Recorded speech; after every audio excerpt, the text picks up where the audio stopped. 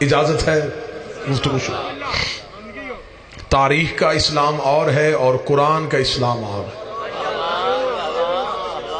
جھگڑا شیعہ اور سنی کا نہیں، جھگڑا آیت اور روایت کا ہے، جھگڑا تاریخ اور قرآن کا ہے.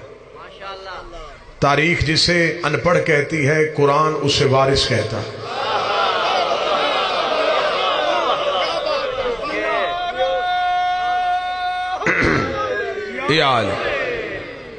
تاریخ جسے یار کہتی ہے، قرآن اسے فرار کہتا ہے. تاریخ جسے معتبر کہتی ہے، قرآن اسے گمنام کہتا ہے.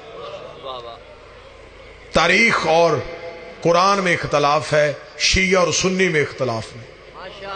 آیت اور ہے، روایت اور. اگلی سطر کروں گا، اسی سطر میں میں موضوع کی بنیاد رکھنے لگا ہوں.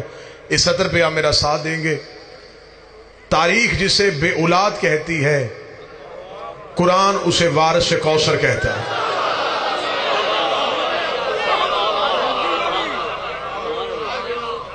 تاریخ نے جسے بے اولاد کہا، قرآن نے اسے وارث کوثر کہا. عرب کے جاہلوں نے آ کے نبی کو تانا دیا، تیری اولاد ہے کوئی نہیں، بیٹا تیرا ہے کوئی نہیں، دین تو اپنا پھیلا رہا ہے، جتنی دیر زندہ رہے گا لوگ نمازیں پڑھیں گے، جب دنیا سے چلا جائے گا تیرا دین بھی مر جائے گا. دین اس کا زندہ رہتا ہے جس کا وارث زندہ رہتا ہے، بات اس کی قائم رہتی. توجہ میری طرف کیجئے گا، وقت کے دامن میں وسعت ہی نہیں کہ میں تفصیلات کو چھیڑ سکوں. ذکر اس کا زندہ رہتا ہے جس کا کوئی وارث زندہ رہتا ہے. جب تیرا بیٹا ہی کوئی نہیں ہے، تیری نسل ہی کوئی نہیں ہے، تیرا پیغام کیسے چلے گا؟ تیرا خاندان تو ہے ہی کوئی نہیں. تو چلا جائے گا، تیرا پیغام چلا جائے گا، تو چلا جائے گا، تیرے نسل کے آگے تیرا نام لینے والا کوئی نہیں رہے گا. اتنا کہنا تھا. عرب کے جاہل تانا دے دے دے کے روز زہرا کے بابے کو تنگ کرتے تھے. ایک دن مصلے پہ آ کے وہ آسمان کی طرف کر کے کہا، کہتے تو یہ بھی ٹھیک ہے، نہ تو نے میرا کوئی وارث بنایا ہے، نہ تو نے کوئی نسل بنائی ہے، مجھے بتائیے پیغام چلے گا کیسے؟ نبوت کا دروازہ تو نے میرے اوپر بند کر دیا ہے. تو نے کہہ دیا نبی آنا اور کوئی ہے نہیں. جب نبی کوئی نہیں آنا تو پھر پیغام انسانیت تک کیسے پہنچے گا؟ آواز وہ قدرت آئی، میرا محمد تو ان جاہلوں کے منہ کیوں لگتا ہے؟ اِنَّا أَعْطَيْنَاكَ الْكَوْثَرَ. تو انہیں جواب کیوں دیتا ہے؟ بے شک ہم تجھے کوثر عطا کریں. راجہ جی ترجمہ بدل دیا گیا، ترجمہ یہ کر دیا گیا کہ یہاں قرآن نے کہا کہ ہم تجھے حوض کوثر عطا کریں. پنچایتی بندے بیٹھے ہیں، فیصلہ پنچایت کی صورت میں لے لیتے ہیں. مولوی کے سر پہ قرآن رکھ کے پوچھ، کیا اس آیت کے اترنے سے پہلے نبی کوثر کا مالک نہیں تھا؟ کیا جب تک یہ آیت نہیں آئی تو اس وقت تک نبی وارث کوثر نہیں تھا؟ پھر خدا یہاں کہنا کیا چاہ رہا؟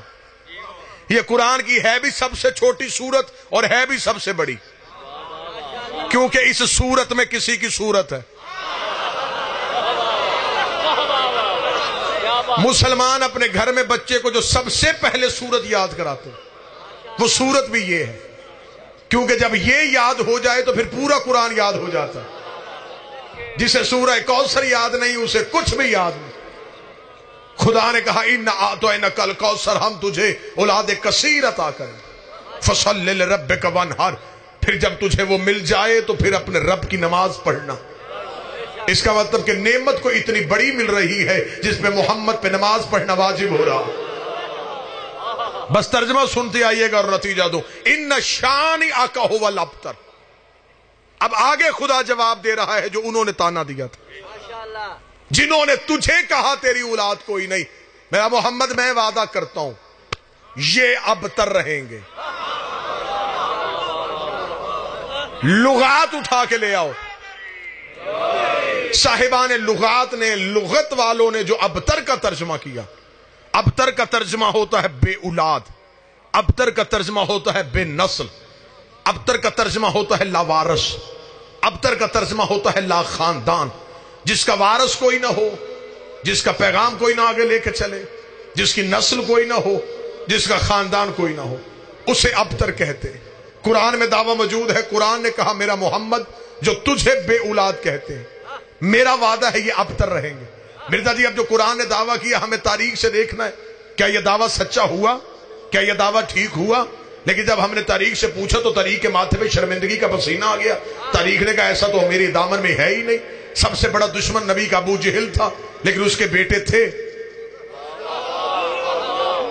نبی کا دوسرا دشمن ابو سفیان تھا، اس کی اولاد تھی. نبی کا دشمن آس تھا، اس کا بیٹا تھا. نبی کا دشمن وائل تھا، اس کا بیٹا تھا. نبی کا دشمن مروان تھا، اس کا بیٹا تھا.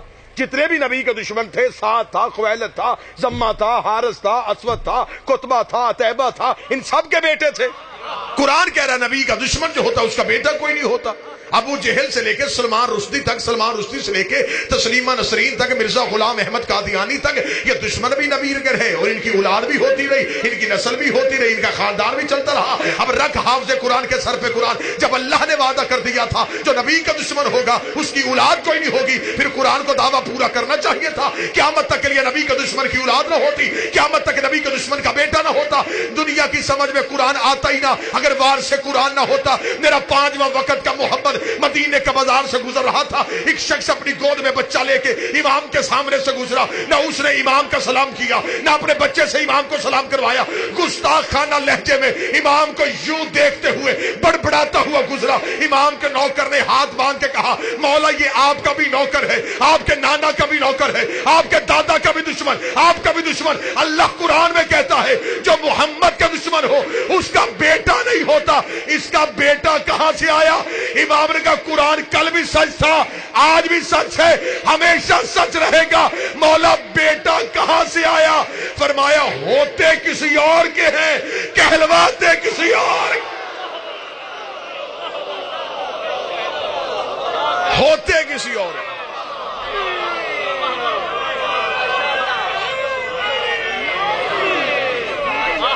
بسم اللہ.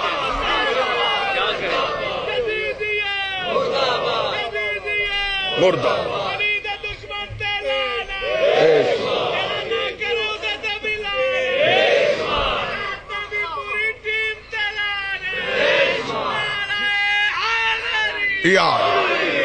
ہوتے کسی اور کے، کہلواتے کسی اور.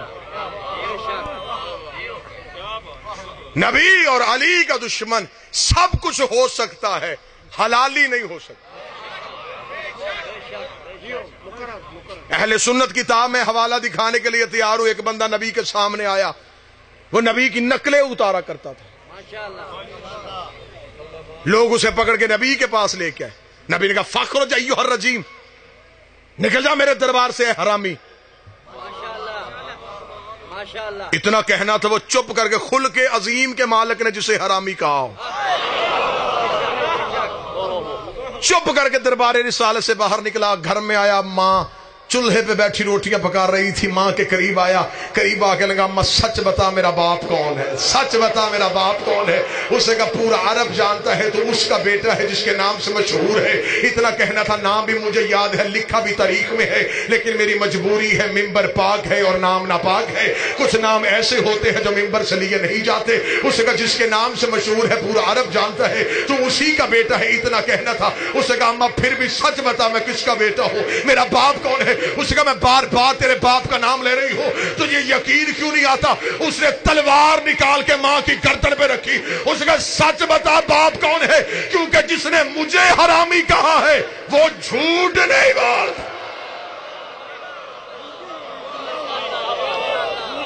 جس نے مجھے کہا.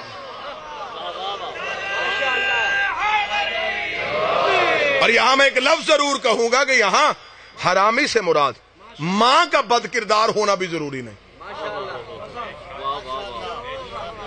ماں کردار والی بھی ہو، بیٹا پھر بھی حرامی ہو سکتا ہے.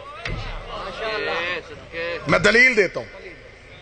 جب نکاح کا نکاح پڑھانے کے لیے بیٹھتا تو لال خان جی وہ کہتا زوج تو نفسی، میں اس کے نفس کا نکاح اس کے نفس سے کروا رہا ہوں. نکاح جسم کا نہیں ہوتا، نفس کا ہوتا ہے. نفس پانی سے پاک نہیں ہوتا.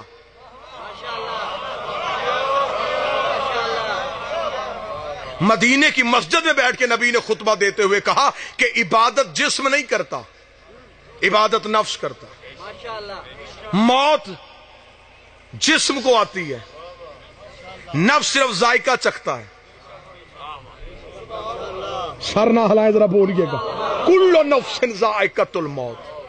نفس نے ذائقہ چکھا اور جسم کو مار دیا. موت جسم کو. فرمایا نفس جو ہوتے ہیں عبادت نفس کرتا ہے, اس لیے کہتے ہیں کہ دوران عبادت نفس پہ قابو رہے. جسم صرف رکعتیں بناتا ہے, اٹھتا بیٹھتا ہے. عبادت کا اصل مکلف نفس ہوتا ہے. پاکیزگی نفس کی ضروری ہے.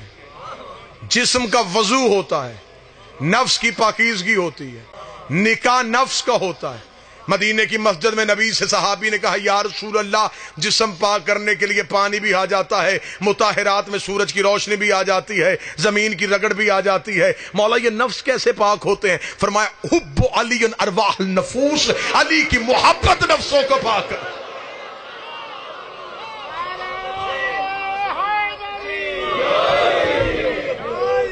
محبت علی سے نفوس پاک. تو جب نکاح نفس کا ہوتا ہے اور اگر نفس پاک ہی نہیں, پھر اولاد حلالی کیسے ہو سکتی؟ اولاد کو حلالی کرنے کے لیے نفس پاک ہونا چاہیے. نفس کو پاک کرنے کے لیے نفس کی خوراک کا نام ہے محبت آل محمد. آل محمد کی محبت اگر دل میں ہو تو پھر نفس پاک ہو. ان اعطیناک الکوثر, ہم نے تجھے اولاد کثیر عطا کر دی. ہر ایک کی نسل چلائیں گے بیٹے سے, تیری چلائیں گے بیٹی سے. اسی لیے تو جب خدا نے چادر کے نیچے پنجتن کا تعارف کروایا تو پھر خدا نے قصیدے کا عنوان ہی بدل دیا. کہنا یہ چاہیے تھا ہم محمد ہو, یہ محمد ہے, یہ علی ہے, یہ حسن ہے. خدا نے قصیدے کا تعارف ہی بدل دیا. ہم فاطمہ تو و ابوہا و بالوہا و بنوہا. ایک فاطمہ ہے, ایک فاطمہ کا باپ ہے, ایک سیدہ کا شوہر ہے, دو سیدہ کے بیٹے ہیں. میرے اللہ رسول کلام تو نہیں جانتا تو کون جانتا ہے؟ چادر کے نیچے اکیلی فاطمہ تو نہیں تھی, چادر کے نیچے خود نبی بھی تھے, خود علی بھی تھے, حسن حسین بھی تھے. تعارف بڑے کا نام لے کے کروایا جاتا ہے, بی بی کا نام لے کے کیوں کروایا؟ فرمایا مشیت کی نگاہیں حال کے آئینے میں مستقبل کے گندے مؤرخ دیکھ رہی تھی. خدا جانتا تھا کل کو بندے یہ کہیں گے نبی کی اور بھی بیٹیاں تھیں, نبی کی اور بھی بیٹیاں تھیں, میں ان کے قلم توڑا. ہوں فاطمہ تو ابوہا, ایک فاطمہ ہے ایک باپ ہے, ایک فاطمہ ہے ایک باپ ہے, ایک فاطمہ ہے ایک باپ ہے. ہم فاطمہ تو ابوہا و بالوہا و بنوہا. ایک فاطمہ ہے, ایک فاطمہ کا باپ ہے, ایک سیدہ کے شوہر ہے, دو سیدہ کے بیٹے ہیں. میرے اللہ تعارف بی بی کا نام لے کے کیوں کروایا؟ فرمائی اس لیے سیدہ کا نام لے کے تعارف کروا رہا ہوں. کل کو دنیا نے کہنا فلاں بھی اہل بیت میں تھا, فلاں بھی اہل بیت میں تھا, فلاں بھی اہل بیت میں تھا, فلاں بھی اہل بیت میں تھا. آج اہل بیت کا تعارف زہرا کا نام لے کے کروا دنیا کو بتا رہا ہوں. اہل بیت محمد کے رشتہ داروں کا نہیں, بطول کے رشتہ داروں.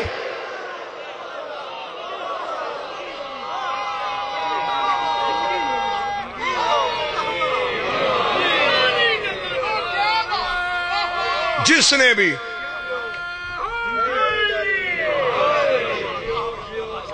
بھی اہل بیت میں اہل بیت میں شامل ہونا ہو, وہ رشتہ داری رسول سے نہیں, رشتہ داری بطول سے ثابت کر. 5 جگہوں پہ علی اور بطول کا عقد پڑھا گیا, 5 جگہوں پہ پڑھا گیا. فرش پہ رسول نے پڑھا, چوتھے آسمان پہ دردائیل نے پڑھا, تیسرے پہ اسرافیل نے پڑھا, دوسرے پہ اسرائیل نے پڑھا, حجاب وحدت پہ خود خدا نے پڑھا. ایک نکاح پردے کے پیچھے پڑھا گیا, ایک مسجد میں پڑھا گیا. آپ خاموش ہو گئے, میں دلیل دے دیتا ہوں. وہاں نکاح اس لیے پڑھا گیا کہ نکاح ہوتا ہی لڑکی کے گھر ہے.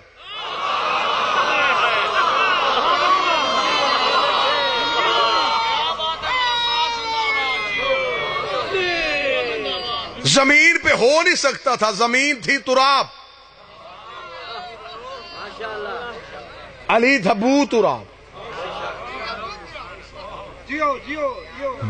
خانہ توحید میں عقد زہرا کو پڑھا گیا.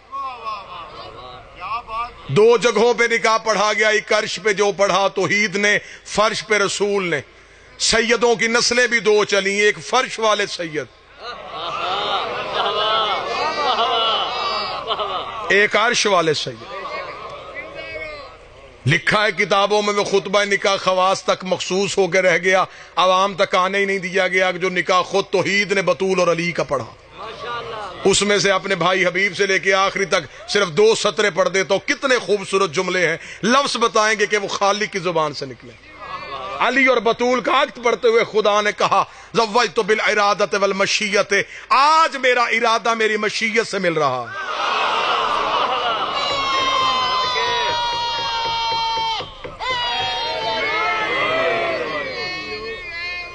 توحید کے ارادے کو علی کہتے ہیں، توحید کی مشیت کو زہرا کہتے ہیں۔ اگلا جملہ بڑا خوبصورت ہے، آواز قدرت آئی، آج لفظ اپنے معنی سے مل رہا ہے۔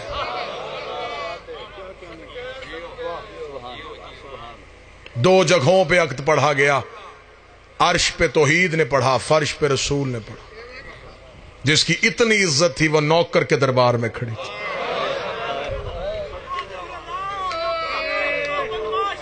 بسم اللہ بھائی کا حکم تھا، حکم کی تعمیل ہو گئی، آپ کے مقدس چہروں کی زیارت ہو گئی۔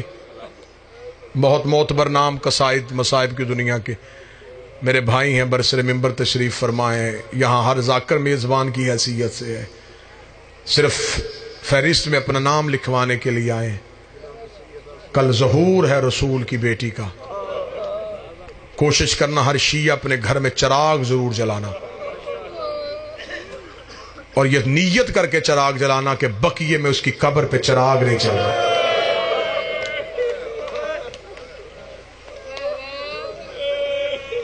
سارا دن کوشش کرنا عزت والے مومنین کی خدمت کرنا، کوئی روٹھا ہوا ہو اسے منا لینا، کوئی بھوکا ہو اسے کھلا دینا، ارد گرد نظر کرنا، علاقے میں ظاہری طور پہ اگر کوئی غریب سید ہو اس کے گھر جانا، حق کے زہرا اس کے گھر پہنچا کے آنا، سارا دن کل بطول کے دشمن پہ لعنت کی تسبیح پڑھنا۔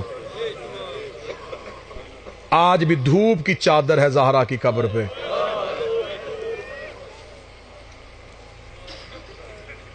آج بھی 4 بیٹوں کے ساتھ تنہائی میں لیٹی ہوئی ہے رسول کی بیٹی۔ قسمت ماں اور بیٹی کی، ماں کی قبر پہ بھی فوج کھڑی ہے، بیٹی کی قبر پہ بھی فوج کھڑی۔ ہائے، ماں کی قبر پہ بھی رونے کی اجازت کوئی نہیں، بیٹی کی قبر پہ بھی فوجوں کے پہرے ہیں۔ آنا میرا پردے والا وارث، جلدی ظاہر ہو، ہمیں بتا تو صحیح کہ حقیقی قبر ہے کہاں پہ، کہاں سو رہی ہے رسول کی بیٹی، کہاں آرام فرما رہی ہے محمد کی بیٹی۔ مجھ سے پہلے واجب الاحترام بابا اقبال شاہ جی جو پڑھ رہے تھے حق پڑھ رہے تھے، امت نے سیدوں کا قبرستان بھی ایک نہیں بننے دیا۔ عرب سے چلے جاؤ، ایران تک چلے جاؤ، جگہ جگہ سیدوں کی نہیں سیدزادیوں کی قبریں بھی ملیں گی، ایک جگہ پہ قبرستان نہیں بنا۔ بس ایک سطر پڑھوں گا مصیبت کی، قید نبھا کے واپس پہنچ گئی علی کی بیٹی مدینے۔ لفظ جو بی بی نے یہ جملہ کہا کہ سجاد یہ مدینہ ہے، عالمہ غیر معلمہ تھی، علم میں تھا مدینہ ہے۔ 2 وجہیں علماء عرفان نے لکھی ہیں، پہلی وجہ یہ تھی آنکھیں اتنی زخمی ہو گئی تھی علی کی بیٹی کی، جاگ جاگ کے اتنا زخمی ہو گئی تھی علی کی بیٹی۔ بی بی نے کہا سجاد یہ مدینہ ہے، ہاں ماں یہ مدینہ ہے۔ دوسری جگہ پہ ایک روایت ملتی ہے کہ بی بی نے کہا سجاد میں نے پہلی بار مدینہ باہر سے دیکھا ہے، میں مدینے کی بیرونی دیواروں سے واقف نہیں تھی۔ سید صاحب جتنے بھی جھولی پھیلا کے مانگنے کے لیے آئے، ذکر کا صدقہ یہاں سے کوئی خالی نہ اٹھے۔ بی بی نے کہا سجاد مجھے بتا قبر رسول کہاں ہے؟ فرمایا اماں وہ سامنے قبر ہے رسول کی۔ فرمایا تھکا ہوا پور لے کے بیٹھ، میں اکیلی فتح کی نوید سنا کے آتی ہوں۔ اٹھی علی کی بیٹی اور قبر رسول کی جانب چلی۔ میں غیر سید ہوں، یہاں میں ایک لفظ کا اشارہ دینے لگا ہوں، وہ اشارہ سمجھ لینا۔ قبر رسول پہ بی بی ایسے گئی ہے جیسے اکبر کی لاش پہ حسین گئے تھے۔ مجبوری پتہ نہیں کیا تھی، قرآن کی آیت سر سے لے کے پاؤں تک زخمی تھی. بی بی گئی روضہ رسول کے دروازے پہ ہاتھ رکھا، کافی دیر قبر محمد کو دیکھتی بھی رہی، روتی بھی رہی، دیکھتی بھی رہی، روتی بھی رہی، دیکھتی بھی رہی، روتی بھی رہی. جو جھولی پھیلا کے بیٹھے ہو محمد کی بیٹی تمہیں یہاں سے خالی نہ اٹھائے. روتی بھی رہی، دیکھتی بھی رہی. رو کے جب تھک گئی ہے بی بی نے پہلی سطر پڑھی. بی بی رو کے کہتی نانا قبر سے باہر نکل کے پہچان میں وہی زینب ہو. بی بی نے دوسری سطر پڑھی. بی بی رو کے کہتی نانا تیری اذان بچ گئی، میرا مؤذن مارا گیا. بی بی نے تیسری سطر پڑھی. بی بی رو کہتی نانا تیری نماز بچ گئی، میرا نمازی کربلا میں سو گیا. چوتھی سطر پڑھنے سے پہلے علی کی بیٹی نے گٹھڑی کھولی، گٹھڑی سے حسین کا تیروں والا کرتا نکالا، کرتا نکال کے قبر محمد میں یوں کھڑی ہو گئی. رو کے کہتی نانا قبر سے نکل کے پہچان یہ اسی حسین کا کرتا ہے جو تیری زلفیں تھاما کرتا تھا، یہ اسی حسین کا کرتا ہے جو سجدے میں تیرے کاندھے پہ بیٹھتا تھا. اتنا جملہ کہنا تھا، یہ قبر محمد ہل گئی. آواز آئی زینب کرتا ہٹا لے، زینب کرتا ہٹا لے، زینب کرتا ہٹا لے. بی بی رو کے کہتی نانا تجھ سے بیٹے کا کرتا برداشت نہیں ہوا، رات آدھی ہونے دے، میں اکیلی تیری قبر پہ آؤں گی، تیری قبر کے چراغ بجھاؤں گی، میں تجھے اپنا لباس دکھاؤں. نانا تو پھر مجھے بتانا امت نے اتنا تیرے بیٹوں کو نہیں مارا جتنا تیری بیٹیوں کو مارا.